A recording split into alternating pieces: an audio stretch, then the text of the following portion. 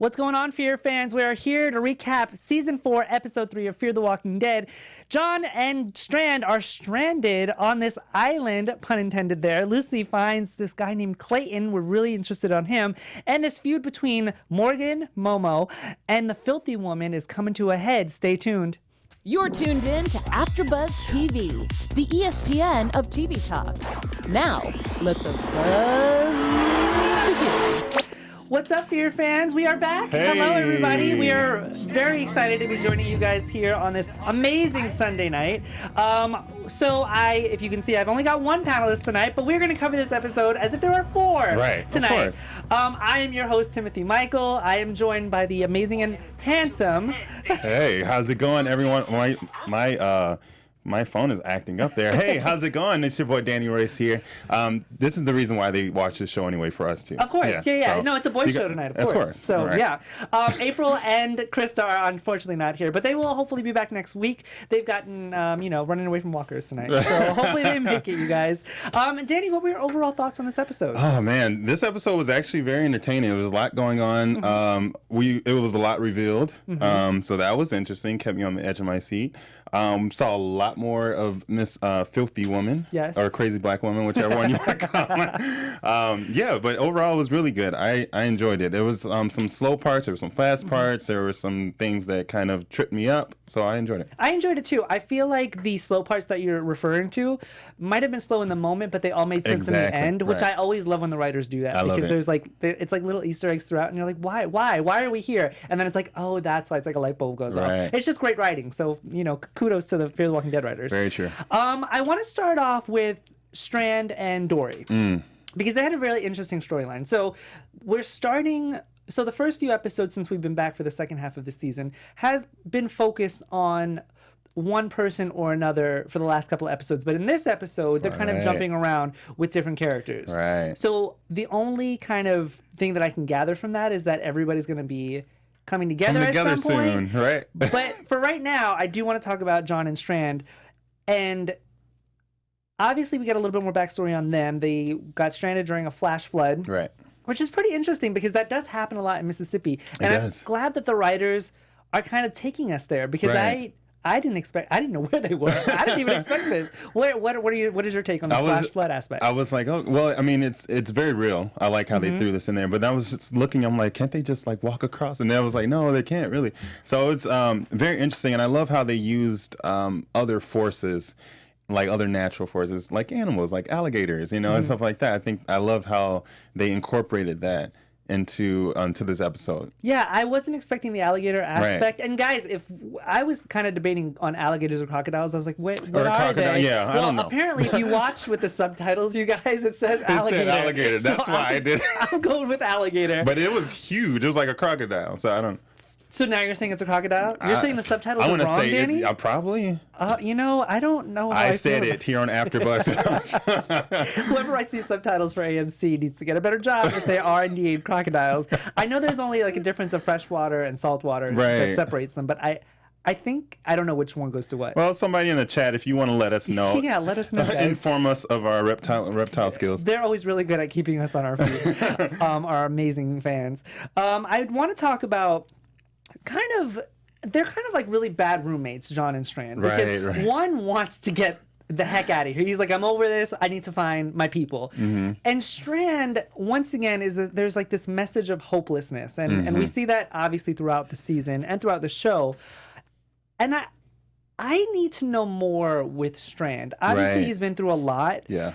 But every time he gets in these situations, I'm going to bring it back to, I think it was season 3, when he was on the boat.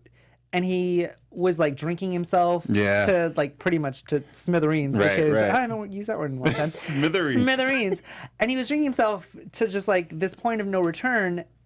And I feel like that's where he's getting to now. And they kind of address it in the episode. But before we get there, I want to talk about who you sided with on this.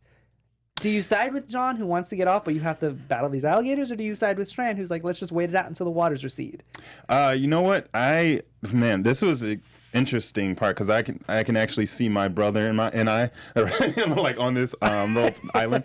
So you hate your brother? Is that what you're saying? Yeah, pretty much. No, no. I think I would. I definitely side with John. just for the fact that, like, okay, I would just get crazy. I would go crazy. I like, what's out there? I need to fight. I need to, like he said, take one day at a time. But then we begin to see why Strand lost all hope, and he's like, he has nothing to look forward to, and everything to look back on. So that was one of the things that really just kept him at his state. Yeah. And so, but definitely, I would go with John and find a way to get the hell out of there. The one thing that I like about Strand is that he always finds these really cool places to just shack up. Right. Like, he had this amazing kind of villa with his boyfriend. And then he had the whole place with the wine cellar, this like huge mansion. Right. And now, even though he's stranded, he finds this ranger station, and it's kind of decked out. He's got like his like little cabinet with supplies. He's got a bed. I mean, it's pretty nice. Right. I mean, for what, for where they are. For sure. For sure.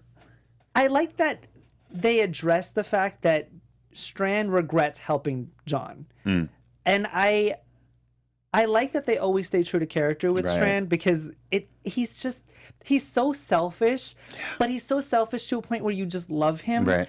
Because he doesn't deviate from that. It's always Strand first. And the only time he deviated from that was with Madison. Right. And I feel like that's ever true. since she died, he's been just, it's all about me. I believe that's what happens, because when he puts other people first, he loses them. So I think that's something that he's also dealing with. And when we find more about his history, we'll see, like, maybe he lost some other people, whatever. We'll see how that affected him. All I know is that $100 bottle of single malt scotch, that was like everything. Is that what that was? Yeah. I thought it was wine, you guys. I'm clearly not a drinker. I thought it was wine. I'm glad you're the alcoholic out of the two of us, because I didn't know what it was. But before we get there, I want to talk about John really quick, because John has always had my heart. And if you watched us from the beginning of season 4, John has grown on me so much. And I just love him. The way that he talks about June, even in this episode when he's like, I found somebody to fight alongside, that's so rare to find without a zombie apocalypse. So I can't even imagine what it's like during the zombie apocalypse. And I love that John just wants to find this woman and be with her. I love that about him. Yeah, I love John. I mean, oh, good. I'm glad we're on the same page. No, yeah, we're on the same page for sure. And everything he was just saying and just trying to convince Strand to follow through with this plan, I agreed on him 200%. I do think, however, that this could be a downfall for him. For John. Yes, in the long run. But well, maybe we'll do that in predictions. Yeah, we'll come back to that. So John says something in this episode, and I want to talk about it because it was pretty intense when he says, we have to fight for every day. It's what separates us from the dead, or from the past. Which I like. I like that he calls them that, because it's a different kind of... It's different, right? He has walkers. It's very mysterious. Yeah. And Strand disagrees. He's like, the only thing that is preventing us from being them is provisions. Yeah. And... Or rations, yeah. Or rations, yeah. I think that he's still salty about this entire thing. I think he's salty. I think he's salty about the fact that he agreed to help him. I think he's salty about Madison. I think he's salty about the fact that his entire group is split up and he's by himself once again. Right. And the fact that he didn't have alcohol at this point. And I like that they put these two together, because I feel like if anybody's going to change his mind, it would be John. It would be John, exactly. Yeah. Eventually get to him. Yeah. So John finds this car with the walker inside. I didn't know where this was going, by the way. I was like, what? What? Okay, there's a truck. Great. It said he wants to use the back of it as a raft, because his first raft fails miserably. And John convinces Doy to help him out trying to get this thing off, and that's when he sees the scotch that you've given me this information now. Weren't you mad when he was like, I'm gonna risk my life just for this bottle of scotch? The only reason I was like... Or would you have done that too? Because clearly you're all about this $100 bottle of scotch. Hey, I would have killed the walker first, or find a way to. Right? And then grab it. But, I mean, it's crazy how... everything just goes out the window when it comes to that. But you weren't able to find a way across this water. But you're gonna jump in front of harm's way to get scotch. So that was interesting to me. That whole scene, I was just like, because it just like what was happening. They really caught me. But the whole thing about the past thing, I wanted to touch on. Yes. And I kind of agreed with Strand just a little bit, because I think the point there was like nothing's really changed. People are still evil. People are still like, backstabbing, treating each other like in so many different ways. And in this catastrophic event where people are supposed to be together, nothing's really changed, but the lack of resources. So, I mean, he's got a point. He does have a point. I am going to disagree with you. I feel like opportunities or situations like this really test us as individuals and as human beings, and I feel like John is more on the right path where we have to fight for every day. I do in some ways agree with you, because even in before the zombie apocalypse, people weren't that great, and there were some individuals who were pretty much the same before as they were now. But I feel like most of the good people died off because, so we're only seeing more of the bad, because the good people, they want to help people. And if we find anything out from this episode, that's what puts them in danger. So I agree with you, and then I kind of disagree with you. I want to talk about John and Strand and this kind of last interaction that they have, because John calls him out on it. He's like, this whole alcoholism thing is kind of concerning to him, because when you put your own life in danger to get something, you will probably put somebody else's life in danger to get something. So I like that John calls him out on it. And Strand just gives this heartbreaking line when he says, he doesn't have anyone to drink with anymore. And I was like, I hate you. Why did you do this? It's just alcohol. And then he said that, and I was right back on his boat. I was like, damn it. What did you think of that interaction, that conversation? I kind of didn't understand. Obviously, there's someone, in his past, something is going on. Hopefully, we'll find that out. But I'm like, you have someone right there to drink with, someone that's like trying to help you and befriend you, and I'm like, take opportunity to do that, and that's what that's the side I was on, and I'm like, that's what I would do, but Strand is stubborn, so it's hell. Selfish and stubborn. He's got like 2 S's. We've got to find the second one. Oh, Strand is selfish and stubborn. There you go. 3 S's. Stubborn. I feel like with Strand, I think he's just one of those people that when he's in this fog, if you will, he doesn't see what's in front of him, because he did the same thing with Madison for a long time, and Madison only wanted what was best for him, and he pushed her away so hard for so long. So I feel like it's going to take John a little bit longer to get through to him, but if anybody's going to do it, it would be John, because if John can get through to Morgan, he can get through to Strand. I mean, Morgan was a whole different beast. So they have this plan, and John convinces Strand to help him with it again. I love this part. And they use the car battery as a distraction, which I thought was really smart. But then that fails, and this alligator is like, it was like Jaws, like that thing. It's like ridiculous. It was like a horror movie. Mission. It was like the alligator, like that movie The Meg just came out, but in this it was like the alligator. I was really concerned with them, and I honestly didn't think that one of them was going to make it out, because if the writers were going to use this entire situation, I would assume that somebody was going to die by alligator. You know what I mean? Somebody was going to either get bit or something. Because really, the storyline didn't go anywhere. They didn't get off the island or whatever it is they're on. They're marooned somewhere. And John, at the end, kind of, when he eats the candy, I want to talk about that. So you think that symbolizes him giving up? You know what? When he did that, I thought that at this point, he felt okay with where he was at. Not okay, but he was like, okay, I'm going to relax and I'm going to think of another plan. And I think this was kind of like motivation for him to know what he could be getting, like what's possible. You know what I mean? And I think the memory of his favorite food and all that, or the licorice, I think it was just motivation for him, honestly. I don't think John would stop. However, his facial expression and all that did look defeated. Just because obviously you just, your plan just got ruined. He's probably spent like hours on this, this project. You know what I mean? So yeah, of course he defeated, but I don't think he is defeated. I don't think so either. I think that he's got a lot more fight left in him. I think just in this situation and this, just everything that's happened, especially with kind of Strand being the one to keep pushing, like holding him back. Because if it was for John would have swam across that damn river. And if it wasn't for Strand, he would have probably made it.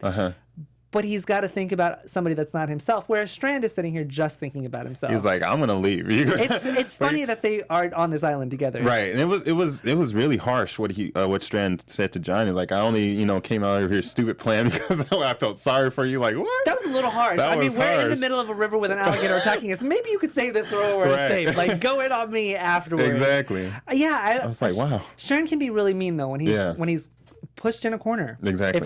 If we learned anything about him, we definitely know that. For sure. Before we move on to Luciana Storyline, do you have anything? Yes, I do. AfterBuzzers. Our network produces after shows for nearly all your favorite TV shows, from drama, reality TV, sci-fi, and so much more. But we need your help. We're asking that you please subscribe to one or more of our YouTube channels. By subscribing to our channel, YouTube will suggest content that tailors made for you. And if you're worried about those pesky notifications, don't be, because they're optional. And so hit that subscribe button now for this channel and check out our other AfterBuzz YouTube channels as well. Let us know you did it in the comments so we'll shout you out. And go like us. Yes, go like Thumbs us. up. And we're not just on YouTube, guys. We are also on iTunes. Yes. Make sure you guys give us a 5 stars. Make sure you subscribe. Make sure you follow at AfterBuzz TV on Twitter. And then interact with us. We love interacting with you guys. And we've got a few people in the chat tonight. So I just want to shout you guys out as well. We love our fans. So thank you guys. Without you guys, there wouldn't be an AfterBuzz. So thank you. Very true. Diving into Luciana's storyline. The last time we saw Luciana, she was headed to Charlie because Charlie had just left the book, whatever. We didn't find out where Luciana kind of took cover during the storm, because last we saw her, she was like running in the middle of it. Right. I don't mind that. I don't mind that we didn't see where she was. I'm okay with that. What I loved is that they opened with her at a library. And I was like, that's really smart. Where else would she think that Charlie would be? Is at a library. Right. I didn't think about that. I thought that was pretty clever. That was pretty clever. Yeah. And she finds this man trapped in a car with his legs crushed. We find out his name is Clayton. Yes. At first, I was like, why? Why this storyline? What is happening? Can they not give Luciana anything else? Was that your initial reaction too? Yeah. Honestly, I was like, okay, where's this going? I mean, I just thought it was, a random guy, Clayton. Yeah. Awesome. Good guy. Yeah. In a terrible predicament, but a good guy. I was like, okay, this is weird. And she asks him, is there anybody you want me to find? Right. And he says only one person is looking for me, and it's the one person that I don't want to see. As soon as he said that, I was like, he knows the filthy woman. Were you thinking the same thing? Yes. Not saying like that. I thought that maybe they were related. I mean, I was thinking that they both drove trucks together. Like, I'm thinking that they were partners on. I don't know. I thought there was going to be something. Clearly, I think that they put his storyline to rest after this episode. But that was my initial reaction. Clearly, I was wrong. But his dying wish is that he wants a beer. Right. And Luciana is so gung ho on getting him this beer. Were you a little perplexed by this? No, because I think a big theme of this episode was just helping others, because what was the terminology that Morgan used? Basically, righting your wrongs that you've done in the past. Yeah. So I think I wasn't like too crazy about it. I was like, okay, well, it's really sweet of her to do this, and I did think she was going to get the beer eventually. Yeah. So you thought that she was actually going to buy. Oh, yeah. See, as soon as she found the root beer, and then when he was telling her this story over the walkie about his past life before the zombie apocalypse, and how he had a job that took him away from people, and then after it happened, he realized that maybe wasn't the best choice. Right. So he wanted to help people in this life to make up for it. Following that theme that you pointed out earlier, I didn't think that she was going to find the beer. No. I honestly thought if she did find the beer that he wasn't going to be alive to have it. Right. So that's initially what I thought. Right. But she does. She finds the beer because of the box that they were leaving. Now, before we get to that, so crazy. I want to kind of merge in to Morgan and Wendell and Sarah's storyline, so that we can kind of follow them toward the end. Right. What did you think of the opening scene with June, Morgan, and Al, and the filthy woman, who I am going to rename Crazy Black Woman, because she is crazy. She's crazy. She's crazy. She is. She's mental. No. Yeah, we have to let's break this down, because this opening scene where she's kind of talking to them over the walkie. These walkies they Right. scare me, man. It's like, no, don't tell anybody what channel you're on. No, they got me paranoid. She's like, I let him, because they're looking for Quinn. Right. And regarding Quinn, she says, I let him become what he was meant to be. What he's meant to be, As soon as she said that, I was like, no, she's crazy. She's crazy. She's crazy. There's no rationalizing, like, there's no rationing. Yeah, and Morgan recognizes her voice because of their tiny interaction of what they had when she was by the boxes. Would you ever forget that voice, though? Like, I mean, there's a lot going on, so I probably might. I don't know. She's creepy as hell. Well, she says, the boxes make people weak. And she wants, the thing that she wants, because they're like, why are you doing this? We what finally do you want? found out. Right. She wants them to stop trying to help people because they're making them weak.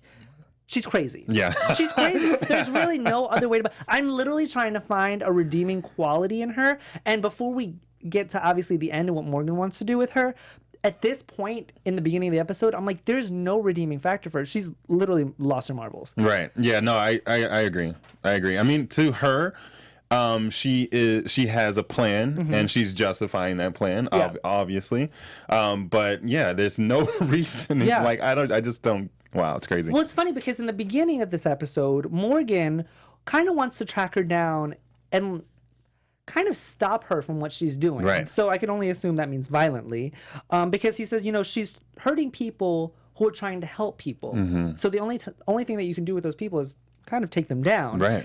And he obviously has a change of heart, but he wants to continue to find the people that they are originally trying to help. And Jimbo, Sarah, and Wendell, who are another two that are growing on me. Jimbo Three Stooges. Jimbo is a little weird. Three Stooges is a good name for I like them. to call them that. They disagree with him. Yeah. And I don't know that they officially knew who they were talking to, because if they've learned anything with Morgan is that he's going to have his way, Right. and he pretty much shows them that when they were like, well, what are you going to do to stop us?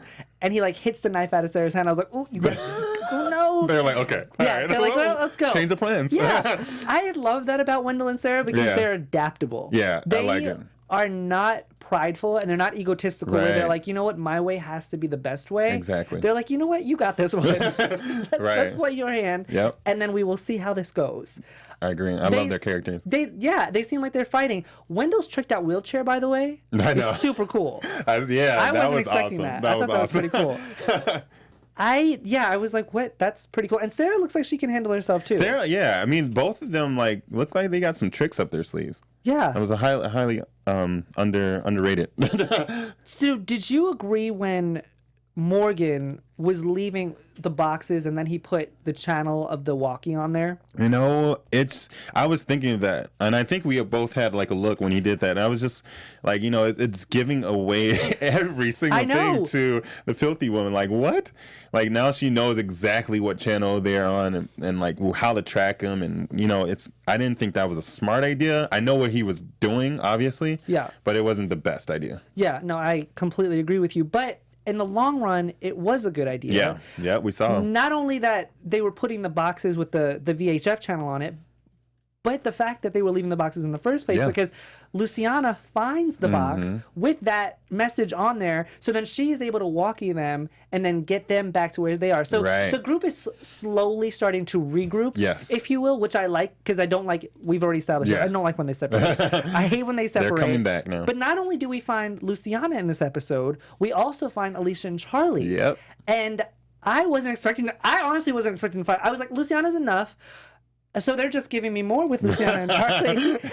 But we don't really find them. We just know that they're there. They're there. I think just the knowledge of them being alive for Morgan and vice versa. As long as Alicia and Charlie know that Morgan and that group is alive, it's enough to keep going. Exactly. It's enough to keep looking for them. It's a little bit of hope. Yeah, at least you're not thinking that it's like a needle in a haystack and you're not going to find these people alive. At least you know that they're alive somewhere. Exactly. But the filthy woman, once again, is right back there and trying to sabotage everything. And Morgan has this kind of tete-a-tete, if you will, with her over the walking once again. And he says, we're going to find people, because he sees that his plan is working and he sees that he was right this entire time. Right. And that she's wrong. Who do you side with on this? Do you think, now put aside that we think she's obviously just gone. She's crazy. But let's break down her message really quick. she feels that in an evolutionary standpoint, this is what I'm going with, that we as humans, because it is in us, no matter what we die from, we become one of these things. Do you think that she's right? Do you think that this would probably be the next step of evolution for us and we should just let it happen? No. Okay. And no. Okay. But it was interesting. It was an interview with Lenny James, who plays Morgan, and he was just talking about the character of Filthy Lady and her. This is her version of cleansing those who are weak. And I think people like her. She wants people like her to be there. Like, I don't think she wants to turn everyone into, a walker or anything like that. But she wants to get rid of those people who are weak and just have this super colony. I think she's really out for Morgan, just like wants to turn him back to what she heard from the tapes and what she knows him, how he used to be. Yes. And I think that's what's the strength, like what she finds being strong in this time. Just going out, not caring about anyone, and just doing what you have to do to survive. But see, like you said it yourself, though, like what constitutes as weak and what constitutes as strong? Right. It's unfair for her to be the one to make that call. Oh, that's why I think she's crazy. Of course, because I'm like, what gives you the authority in this situation to say what is weak and what is strong? She's crazy. I don't know what else to say about her. But then this shootout scene. That surprised me because I was not expecting her to be behind them. A. B. I wasn't expecting her to be able to use the guns while she was driving. I didn't think that she was going to be able to figure that out. Or that it was able to do that. Right. I thought that the truck had to be at a standstill for some reason. I don't know, but we learned that she has knowledge of certain things. Like she can use a combat vehicle. Yeah. Not everyone can do that. So obviously this lady her background is something crazy. Right. No, I'm glad you pointed that out because even Al says it when Wendell and Sarah say, "Can you drive an 80,000 pound metal object?" Right. And I was like, I can. It's like my truck. So clearly not everybody can drive these vehicles. Exactly. But then again, Quinn got in that van. He just set off too. That's true, yeah. I love how she was like, oh, that thing is kind of sluggish. Talking about the SWAT vehicle. But yet they couldn't get it when they were in that pickup. Yeah. I was a little confused by that. I was like, if it's that sluggish, then why couldn't she was like, I was sick then. She's like, I was sick and I was driving. That's her excuse. That shootout, I don't know who survived. I don't know. Well, I mean, we saw a little bit from the preview, but I was just like, driving is one thing, but using the guns is another, a completely different thing. So I'm just like, she's skilled beyond measure, and I think definitely that these people don't need to take her lightly. Yeah. And then also Morgan's empathy for her. I think we're gonna see that grow. Unfortunately. Good. I'm glad you brought that up, though, because from the beginning of the episode where we talk about Morgan and him kind of wanting to take her down, in the end, he says over the walkie that he really wants to help her. Right. Do you think that's going to change, though, after she literally tries to kill all of them? You know what? With Morgan, who knows? But I think he's going to try as much as he can to deter her from the route that she's going. Once someone gets hurt, I think that's or is in a situation where they might get hurt, I think that's when he's gonna be like, okay. I don't know. I'm gonna go back to Madison and what she says. You can't. Nobody's gone until they're gone. But I think she's gone. I think she's gone. Like mentally, she's gone. You can't really help her. Like I agree. I think that there's the only way that you can eliminate this threat. There's no changing her mind. I think they're gonna have to kill her. Well, of course. But I think that covers the episode in general. I want to get into our segment of Kill of the Week. Yes. One of my favorite segments is Kill of the Week. I want to know who your favorite Kill of the Week was this week. There is our lovely sound effect. I'm going to go with something that was a little more creative, a little more something that we didn't see coming. Yeah. The alligators, you got my kill. You got my kill of the week. Like you guys stirred it up this episode. I like that. I wasn't even thinking about the alligator having the best kill of the week. I was like, okay, that's something different. You know, I like that. I think my favorite was with John killing the walker that was wet, and him saying, I hate the wet ones. And that just got me. It's only my favorite because that really got me thinking. I was like, they must smell so bad. Yes. Oh, they must smell so bad. And then when he killed it, it was like this gurgly sound. Right. That was like a drain, like when you unclog a drain and it makes makes that noise. Right. And After the that has to be my favorite kill of the week. That was disgusting. Let's get to some news and gossip. Because you said that you had a little bit of news and gossip. Yes. Go ahead and lay it on our viewers. All right. So we did do I read a little blurb about Morgan and why he moved to Fear the Walking Dead.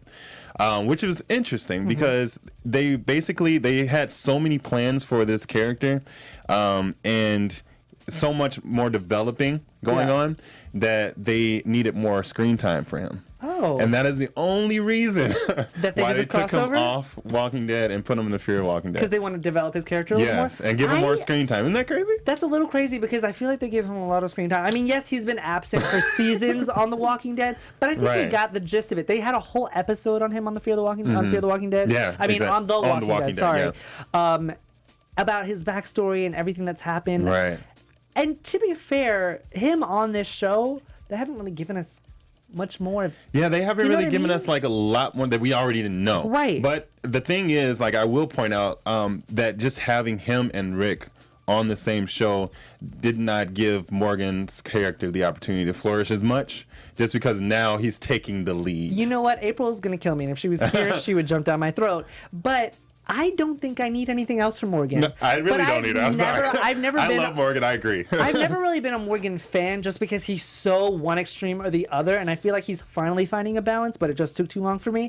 But I feel like I'm okay with not knowing that much about Morgan. If you asked my Walking Dead panel earlier when we found out that Lenny James was gonna be the crossover character, I was like, really? Why? Why that person out of everything? And to be honest, he has some redeeming qualities in that case for me. I feel like he has proven himself, but at the same time, I'm like, I don't need that much from him. Yeah, I mean, there's not much more we can learn about him. Yeah. I mean, but I do see why they did it, and also, I mean, I like the direction that they're taking Fear the Walking Dead as far as him being the forefront and leader of the group. Because honestly, if you think there's only one person that can really take both groups and merge them, can be the liaison. It's Morgan mostly. I mean, I know you don't want to. No, I don't. I'm not going to admit that. The only reason he would be is because he's the only one who did the crossover. I feel like they could have picked another character, but whatever.